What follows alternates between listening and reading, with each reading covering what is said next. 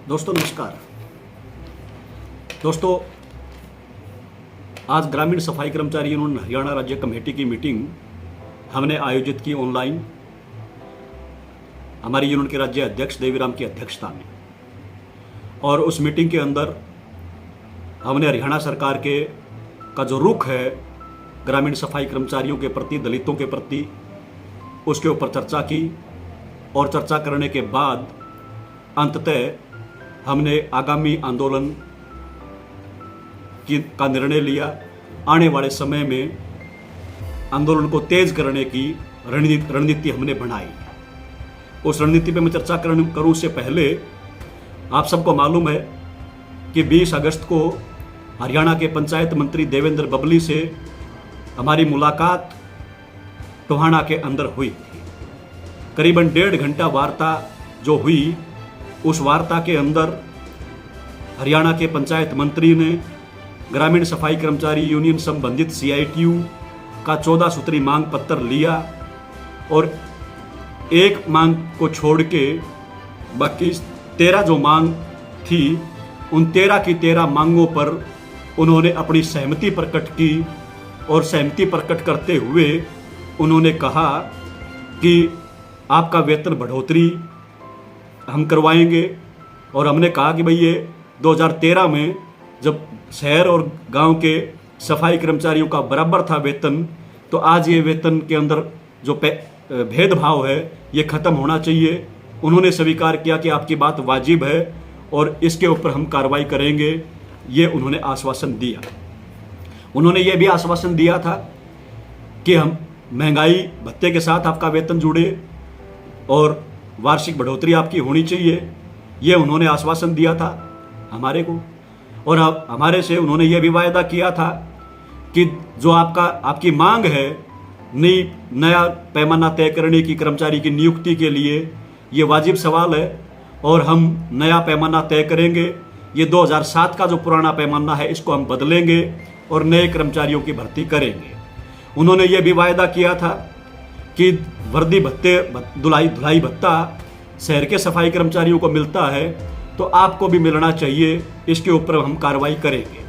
उन्होंने ये भी वायदा किया था हमारे से कि गांव के अंदर जो काम करने वाले सफाई कर्मचारी हैं उनको काम के औजार जो हैं हम गारंटी के साथ BDO दफ्तरों के माध्यम से ये दिलवाएंगे। हमारे पास पैसे की कोई कमी नहीं है, पूरा बजट है, हम इस पे कार्रवाई करेंगे। प्रत्येक कर्मचारी को औजार दिए जाएंगे, ये सुनिश्चित हम करेंगे, ये उन्होंने वायदा किया। हमारे से उन्होंने ये भी वायदा किया कि जो सफाई कर्मचारी जिनकी मौत हो जाती है दुर्घटना में या बीमार होके, तो एक्स ग्रेशिया नीति के तहत उनके परिजनों को, उनके परिवार के सदस्यों को नौकरी दी जाए, ये आपकी बात वाजिब है। और 40 से ज़्यादा जो सफाई कर्मचारी पिछले साल सवा साल के अंदर जो इस दुनिया से चले गए, हमने ये मांग उठाई कि उनको मुआवजा मिलना चाहिए। और मुआवजे की जो नीति, मुआवजा लेने के लिए जो शर्तें हैं वो शर्तें सरकार की वजह से पूरी नहीं हो सकती, तो उन शर्तों को कम किया जाए, उन शर्तों को आसान किया जाए। इसके ऊपर भी उन्होंने सहमति प्रकट की कि हम उन शर्तों की समीक्षा करके और आसान शर्तें तय करेंगे ताकि उनको कर्मचारी उनको पूरी कर पाए, ये उन्होंने आश्वासन हमें दिया था।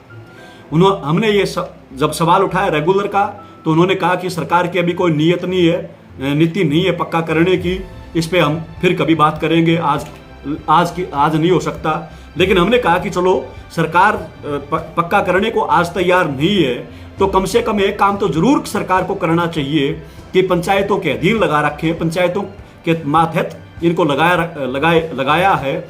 लेकिन आज गांव के अंदर सफाई के काम के लिए इनको लगाया गया है, लेकिन आज भी बड़े पैमाने पर गांव के अंदर इनसे बेगार ली जाती है। खेत का, अपने निजी कार्य, पशुओं का और जो घर का और जो तरह तरह के जो बेगार है वो इनसे ली जाती है। ये उचित नहीं है दलितों से, इन गरीब लोगों से इस तरह से बेगार करवाना।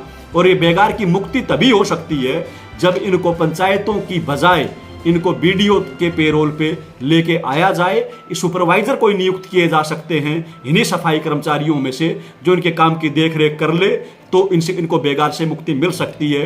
इस पे भी उन्होंने सहमति प्रकट की। इसी ढंग से बच्चों की शिक्षा भत्ता, आवास के लिए और जो मसले थे बोनस का, ये तमाम मसलों के ऊपर उन्होंने कहा कि हम इन सब के ऊपर कार्रवाई करेंगे और मैं मुख्यमंत्री से बात करूंगा, आपकी वकालत करूंगा, आपका वकील बन के मुख्यमंत्री से बात करूंगा। ये उन्होंने वायदा हमारे साथ किया था। और ये वायदा करते हुए उन्होंने कहा था कि 30 अगस्त तक मैं मुख्यमंत्री से बात करके आपकी दोबारा मीटिंग डायरेक्टर के साथ करवाऊंगा और इन मांगों का, मसलों का निपटारा जल्द से जल्द किया जाएगा। 30 अगस्त तक का समय आप हमें दीजिए। उस आधार पे ही जो वहाँ पड़ाव था हरियाणा के सफाई कर्मचारियों का, हजारों सफाई कर्मचारी जो पहुंचे हुए थे, वो महापड़ाव इस आश्वासन के बाद, मंत्री के इस वायदे के बाद हमने समापन किया था। लेकिन दुर्भाग्य की बात यह है कि आज 42 दिन हो चुके हैं। इस 42 दिन के दौरान मंत्री से दोबारा हम मिले 9 सितंबर को, तब भी उन्होंने यही आश्वासन दिया।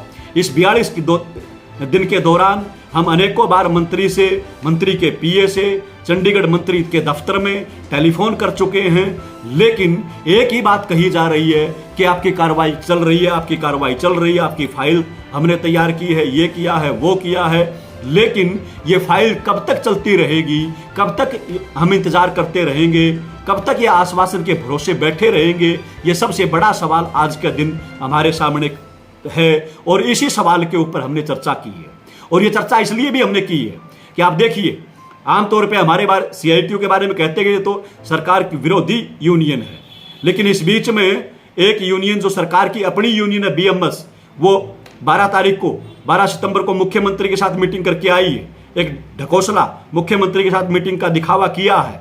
लेकिन और उस मीटिंग के अंदर BMS के नेताओं ने बाद में जो प्रेस बयान जारी किए हैं, जो प्रेस कॉन्फ्रेंस की है, उसमें कहा कि कर्मचारियों के सबके मसले थे, सबके मसलों का निपटारा मुख्यमंत्री ने किया है, समाधान मुख्यमंत्री ने किया है। और मुख्यमंत्री खुद अपने मुंह से 17 सितंबर को विश्वकर्मा दिवस के मौके पर घोषणा करेंगे।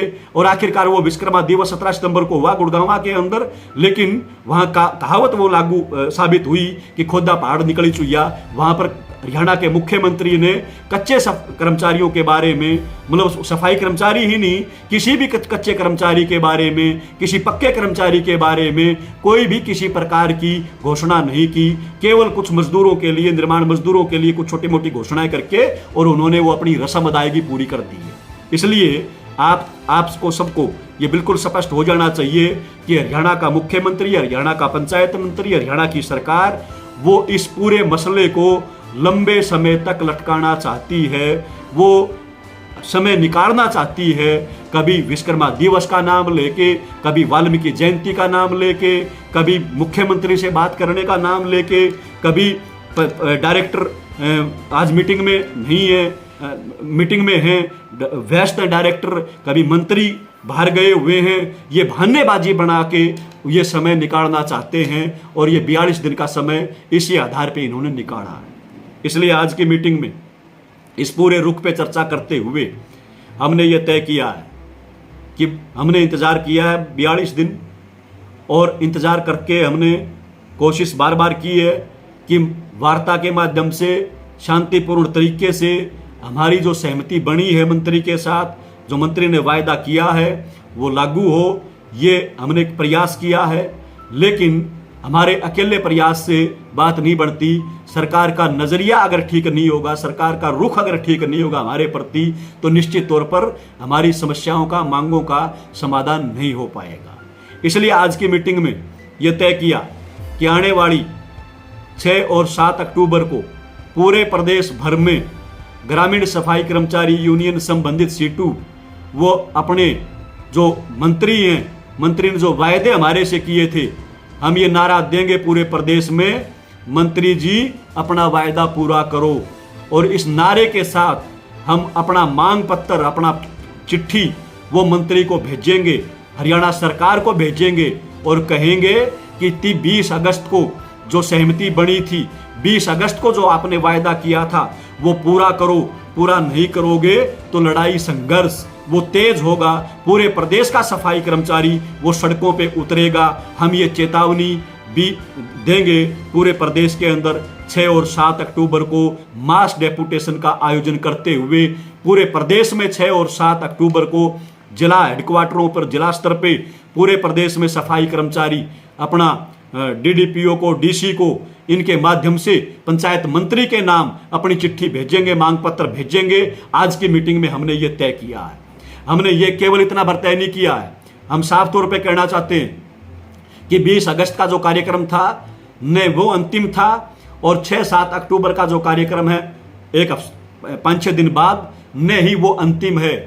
ये बेगार के खिलाफ, शोषण के खिलाफ हमें लड़ाई निरंतर जारी रखनी पड़ेगी। ये एक दिन में पूरी खत्म होने वाली नहीं है, एक दिन में सारी समस्याओं का समाधान होने वाला नहीं है। इसलिए हमने ये तय किया है आज की मीटिंग में कि 15 से 20 तारीख के बीच में, यानी 15 अक्टूबर के आसपास हम यूनियन की तमाम कार्यकर्ताओं की एक 2 दिन की वर्कशॉप, 2 दिन की कार्यशाला यहाँ रोहतक प्रभात भवन में आयोजित करेंगे। और उस मीटिंग के अंदर हम पिछले पूरे आंदोलन की समीक्षा करते हुए हम आगामी आंदोलन की योजना बनाएंगे। और उस आगामी आंदोलन के अंदर हम आपको एक बात कहना चाहते हैं कि डिप्टी सीएम जब पंचायत मंत्री थे दुष्यंत चौटाला, हमारी उनसे मुलाकात हुई 20 फरवरी 2021 को।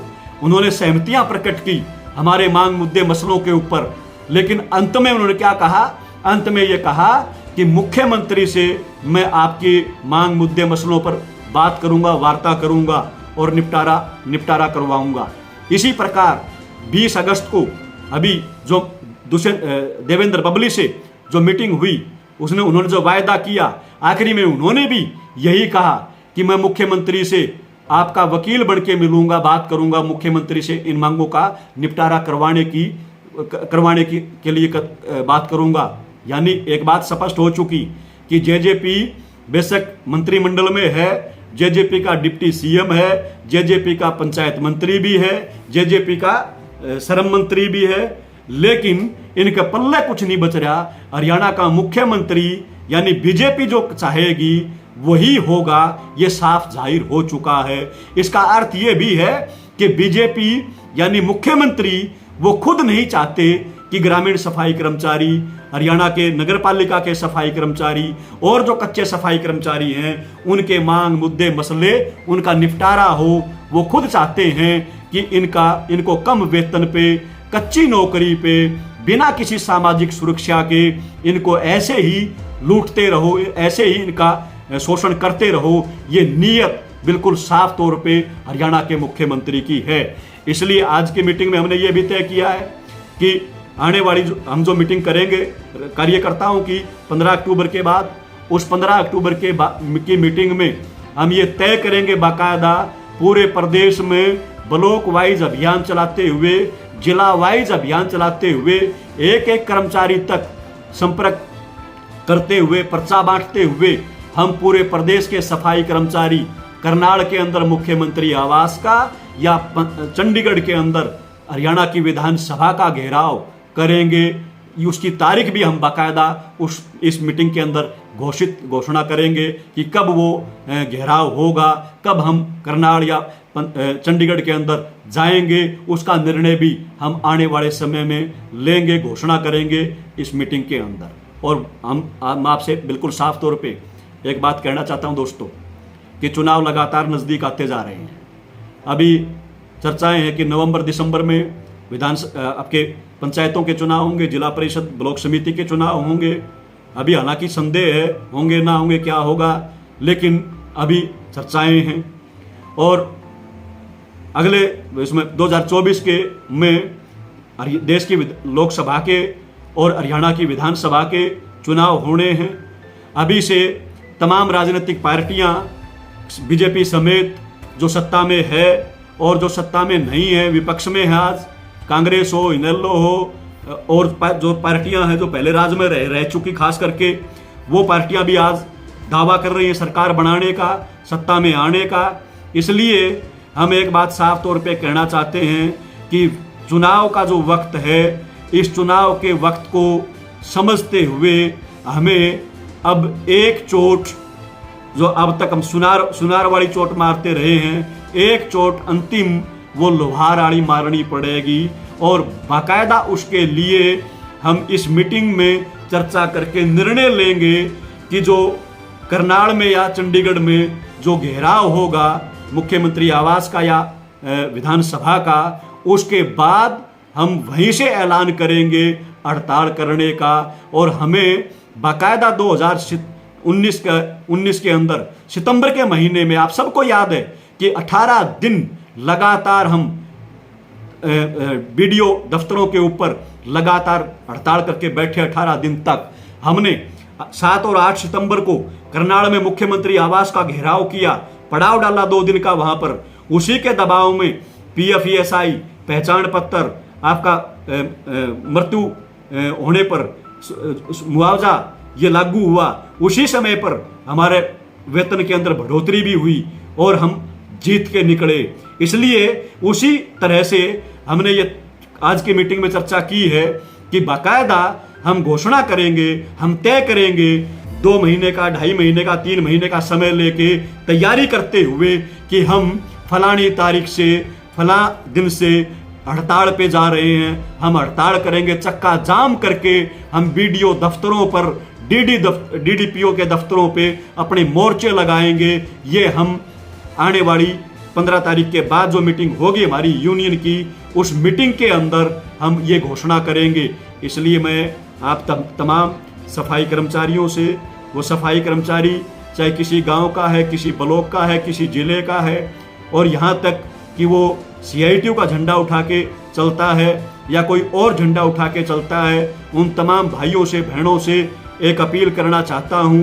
पहले भी हम ये अपील करते रहे हैं कि भाई ये लड़ाई किसी एक यूनियन की नहीं है, किसी एक सफाई कर्मचारी की नहीं है, कोई एक झंडा उठाने वाले सफाई कर्मचारियों की नहीं है। ये लड़ाई हरियाणा के 11,000 ग्रामीण सफाई कर्मचारियों की लड़ाई है। ये 5,000 जो डोर टू डोर के कर्मचारी गांव में लगे हुए हैं, ये उनकी लड़ाई है। ये उनके मान सम्मान का सवाल है, ये उनके हितों के लिए संघर्ष है। इसलिए आप लोग बेशक कहीं के रहने वाले हैं, किसी ब्लॉक में काम करने वाले हैं, किसी गांव में काम करने वाले हैं, लेकिन आपसे यह अनुरोध है कि ये लड़ाई जब आप सबकी है, साझी लड़ाई है, सबकी लड़ाई है, सबके हित की लड़ाई है, ये शोषण से मुक्ति की लड़ाई है जो CITU लड़ रही है, तो इसके अंदर बिना किसी परहेज के आप सबको शामिल होना चाहिए। आओ हम सब मिलके लड़ेंगे, इस लड़ाई को और ज्यादा तेज करेंगे। हड़ताल तक भी अगर करनी पड़ी तो हम हड़ताल करेंगे और हड़ताल करके हरियाणा की सरकार को मजबूर करेंगे कि वो ग्रामीण सफाई कर्मचारियों की मांग, मुद्दे, मसलों का समाधान करे। इन मांग, मुद्दे, मसलों के प्रति आंख बंद करके हरियाणा की सरकार चैन से नहीं रह सकती। हम ऐसा माहौल पैदा करना चाहते हैं, ऐसा एक आंदोलन विकसित करना चाहते हैं। इसलिए पुनः आपसे अपील है कि आओ मिलके लड़ते हैं। और 6 और 7 अक्टूबर को जो मंत्री की वायदा खिलाफी है, हम इस पूरे प्रदेश के अंदर, हर जिला के अंदर ये नारा लगाएंगे कि मंत्री महोदय अपना वायदा पूरा करो, ये वायदा खिलाफी नहीं चलेगी, हमारी मांगे पूरी करो। ये नारे लगाते हुए पूरे प्रदेश के अंदर ये मास डेपुटेशन का आयोजन हम आयोजित करें। यही अपील करते हुए आप तमाम दोस्तों ने हमारी बात को सुना, मेरी बात को सुना है, इसके लिए आप सबका धन्यवाद, शुक्रिया। इनकलाब जिंदाबाद। इस संदेश को आप हर एक कर्मचारी तक लेके जाएं, यही अपील करते हुए धन्यवाद।